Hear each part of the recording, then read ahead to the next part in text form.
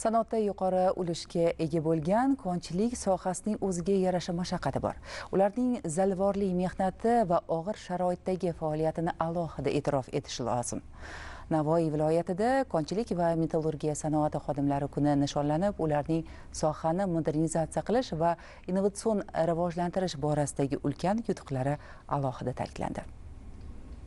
Mamlakatimiz tabiiy boyliklarga, ayniqsa Mendeleyev davriy jadvaldagi elementlar, xususan oltin, kumush, mis bilan birga strategik ahamiyatga ega bo'lgan uran ham mavjud. Navoiy uran korxonasi mamlakatimiz iqtisodiyotiga munosib hissa qo'shib kelayotgan korxonalardan biri. Bugungi kunda korxona tarkibida 23 ta uran konlari mavjud. Korxona bugungi kunda 11 000 gektar yer maydonida kon qazish ishlarini olib bormoqda.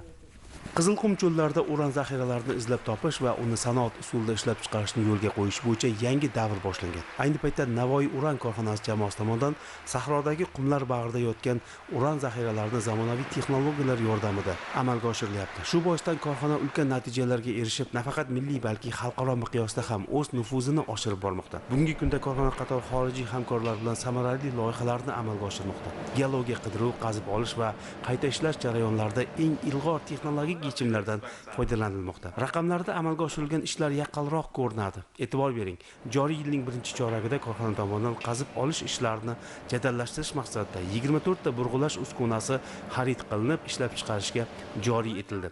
Buning natijasida geologiya qidiruv ishlari hajmining prognoz ko'rsatkichlariga nisbatan 127.4% ga bajarilishi ta'minlandi hamda o'sish sur'ati 151.8% ni tashkil etdi. Shu bilan bir qatorda texnologik burg'ulash ishlari rejaga nisbatan 121.5% ga, o'sish sur'ati 209% ga bajarildi. Hozirgi kunda korxona barqaror va jadal rivojlanib, o'z mahsulotlarini Yaponiya, Fransiya, Kanada, Hindiston, Janubiy Koreya kabi davlatlarga 100% eksportga yo'naltirilayotgan mamlakatimizdagi yirik sanoat korxonalaridan biriga aylandi.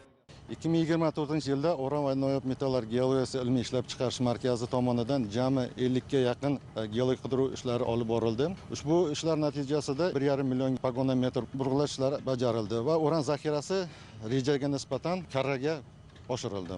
3 ta kon bo'yicha yakuniy hisobotlar davlat zaxiralar komissiyasi tomonidan tasdiqlandi. 2025-yilda jami 48 ta obyektlarda geologik qidiruv ishlari olib borish rejalashtirilgan.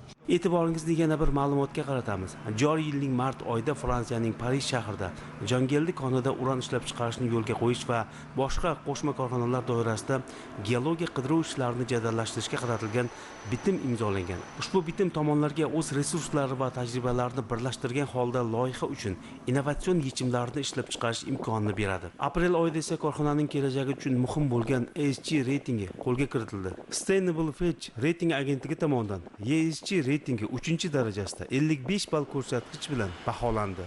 Raqamli O'zbekiston 2030 strategiyasi doirasida raqamli transformatsiya yo'nalishida olib borilayotgan ishlar Industriya 4 elementlarini joriy etish, ichki jarayonlarni avtomatlashtirish, ekologik barqarorlik va ESG tamoyillar asosida rivojlantirish kabi bunday sa'y-harakatlar korxonaning yangi zamon talablariga mos ravishda rivojlanishini ta'minlamoqda. Joriy yil aprel oyining oxirida yirik loyiha Zarmitan konida muhandislik jihatdan noyob bo'lgan Skipli shaxta stvoli ishga tushirildi. Uning chuqurligi 1000 metr bo'lib, kelgusida shaxtada oltin tarkibli metallarni qazib chiqarish yillik quvvati 1.4 million tonnaga yetkaziladi va bu Markaziy Osiyoda texnologik jihatdan yagona hisoblanadi. Kon ishga tushirilishi natijasida kombinatning madanli qazilmalarining tarkibida madani bor qazilmalarni qazib olish hajmi, shuningdek qimmatbaho metallni ishlab chiqarish ham karrasiga ortadi. Navoiy kon metallurg kombinati anchagina investitsiya loyihalari joriy etilyapti. Jumladan 5-gidrometallurgiya zavodi, 6-gidrometallurgiya zavodi, 2-gidrometallurgiya zavodining kengaytirilishi va birmuncha konlar, bu konlardan Muruntau koni kengaytirilishi, Balpantau, Besapantau konlari loyihalari joriy qilinyapti.